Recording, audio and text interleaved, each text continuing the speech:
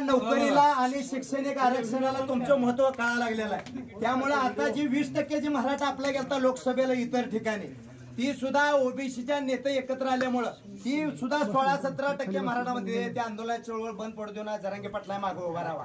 हे आता आपली सगळी एकत्र आली दादा, तुमची गरज आहे आम्हाला। आणि तुम्ही 160 मतदारसंघात उमेदवार दिला ना, मायकलालचा हितनं नागडे जातो अंतरवली सराटीतनं 160च्या 60 आमदार निवडून येते। एवढी ताकद आहे दादा। पण आपल्याला मनोज दादा जी सांगतील ती भूमिका घ्यायची आहे। आपण कुठल्या पक्षाचा झेंडा घ्यायचा नाही। ह्यांनी काय सुद्धा केलं नाही। त्यांचा जावाई मोठा केला, त्यांचीच बहीण मोठी केली, आपल्याला फक्त छत्रंजी उचलायला लावल्या।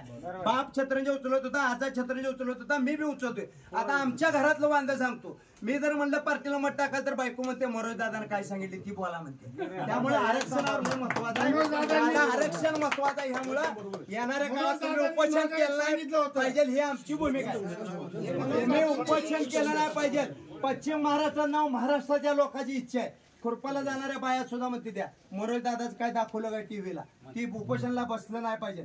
70 वर्षाची म्हातारी म्हणते तुम्ही उपोषणला बसलं नाही पाहिजे, ही भूमिका आहे दादा। आणि ही पटवून द्या तुम्ही, खालच्या लोकांच्या व्यथा दादाला सांगा। ही प्रस्थापित लोक किती बी अडवू येऊ द्या, काही होत नाही। सरकार कोणाचं बी असू द्या, सरकारला वाकवण्याची ताकद ह्या वाघामध्ये, आणि त्या वाघाच्या मध्ये आपण मावळं म्हणून उभा राहायचा आहे। अरे कोट्यावधी रुपये घेऊन बसला असता, फॉरेनला जाऊन बसला असता वाघ, पण कुचक्या पत्र्यात राहून आपलं नेतृत्व करतोय। राजश्री शाहू महाराजांनंतर संविधानामधलं आरक्षण मागणारा वाघ आहे, म्हणून कुणी सुद्धा बोला नाही। फक्त आरक्षणाला उपोषणला बसू द्यायचं नाही, एवढी भूमिका आपण एकत्र घ्यायची आणि त्यांनी सांगेल तीच निर्णय आपण घ्यायचा। एवढं बोलतो आणि इथं थांबतो। जय हिंद, जय महाराष्ट्र।